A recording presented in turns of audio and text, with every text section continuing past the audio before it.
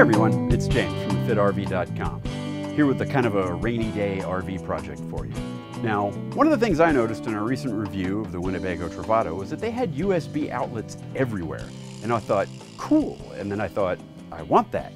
Well, it turns out that's actually pretty easy to do, and I'm going to show you how to get that done in this video. But the absolute easiest way to add a USB outlet to your RV is with one of these little guys. This is just a 12-volt USB adapter, and you just plug it into any available 12-volt socket, and there you go. But a couple disadvantages of this. The first one is that this one is rated at 1 amp. Now that might be enough to charge a phone, but an iPad, for example, charges at 2.1 amps, so it's going to take forever to charge an iPad. The second disadvantage is that once you plug this into your to a 12-volt socket, you've taken up the whole socket. And sometimes I like to run a portable inverter to power other things from that as well, and so I couldn't do that and charge things at the same time. So now we know why I'm not content to use one of these, so let's show you what I am going to do. This is where we're going to be working. We've got a regular 12-volt outlet here, and I'm going to replace it with one of these. Now this I got from Amazon.com. It was just a little more than 20 bucks. I'm going to put the link to it right here. There you go. This has two 2-amp USB outlets. That's enough to charge an iPad. And then it's also got a 12-volt cigarette lighter plug. So that's what we're going to put in. The other great thing about this is that it actually does not require an electrical box for installation, so it's going to work great inside of RV walls.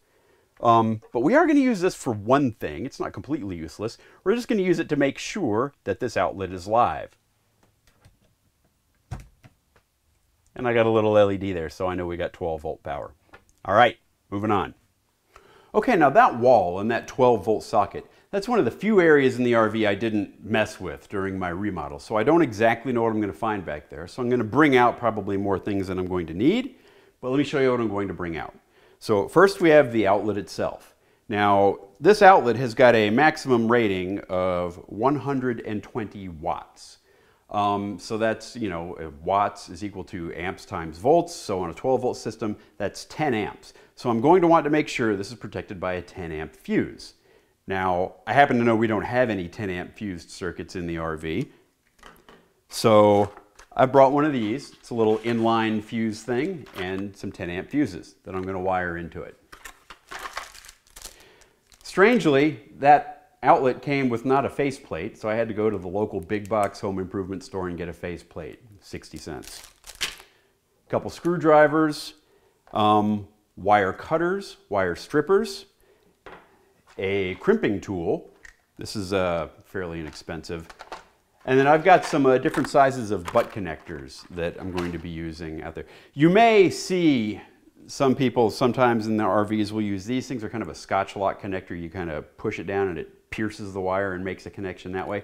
I'm not a big fan of those, but I've got them if I need them. And then finally, I'm bringing some glass cloth insulated electrical tape. And this I'm just going to wrap everything up with just to make sure nothing's touching the wall of the van, that sort of thing. So that's what I'm going to bring out. Let's get it outside and get started. Okay, before we get started, this should probably go without saying, but I'm going to say it anyway. Make sure you unplug your RV. And then the other thing you're going to want to make sure to do is turn off the 12-volt power, which for me is under here. There we go. All right, so I have no idea what I'm going to find behind here. We're kind of doing this live, so here goes nothing. Seems like this was just screwed into the thin Luan wall of the RV. Wouldn't have been my first choice.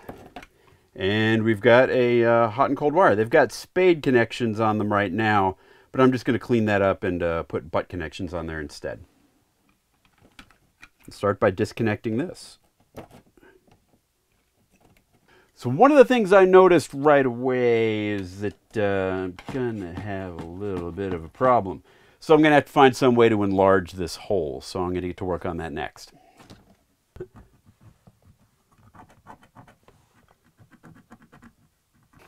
So there we go. That's what I need to remove. I've got 3 different options that I'm going to look at for removing that. This is very thin stuff, but there's a whole mess of wires back behind there. So the saw, and I brought a little tiny dovetail saw just because I happen to have one. That's sort of my last option. First, I'm going to try to just manhandle it and blast through it with these aviation snips, and we'll see how that goes. I've cut Luan with this before. It makes a mess, but we're going to be covered up by this faceplate, so I think we'll be okay. We'll give it a shot.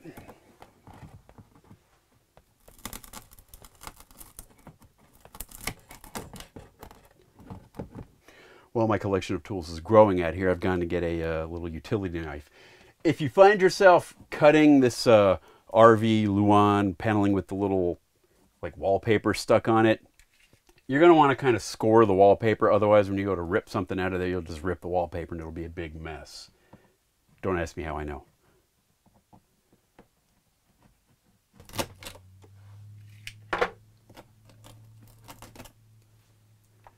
All right, well, with a combination of utility knife and tin snips, I think I've got enough room. Let's go ahead and see.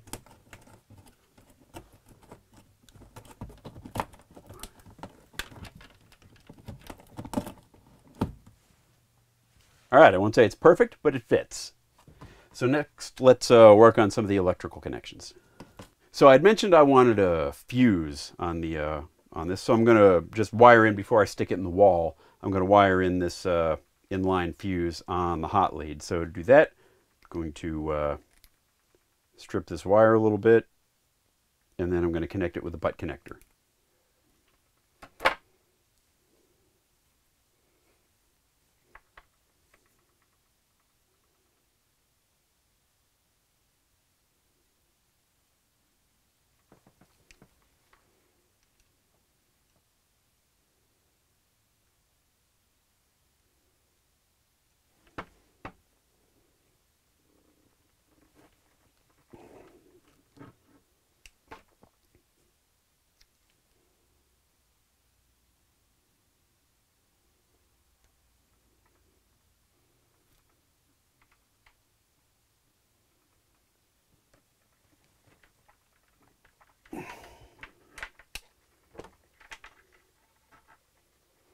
All right, that one's pretty sturdy, and just to be sure, I'm going to wrap it with a little of this, you know, heat-resistant electrical tape.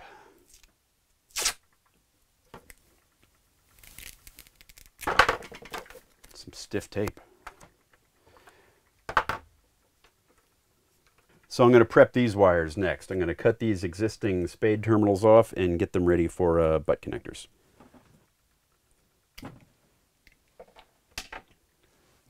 All right, so now we just connect hot to hot, ground to ground. Here we go. More butt connectors.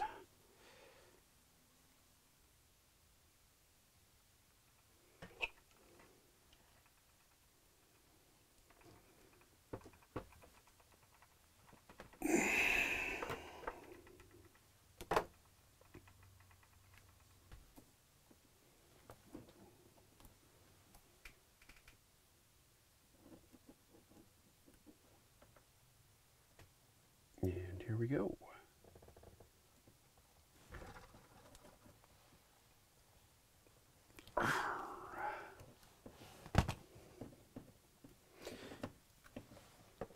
All right, and I'm going to wrap those up with a little bit of this electrical tape as well. All right, so we've got that all connected and wrapped in wire tape.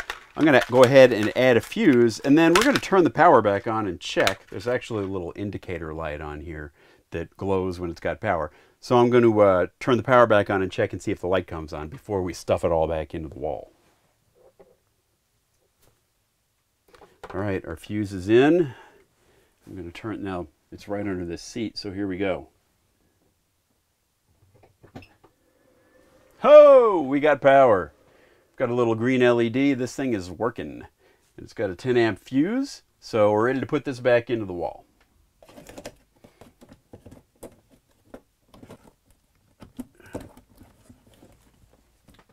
Ba-boom. All right, all that's left is to reinstall the screws that are holding it on the wall and put a cover plate on. So I'll get to that next. But I'm going to have to, the screw holes have moved a little bit. I'm going to need a little bit of a drill, so I'm going to come back out with that.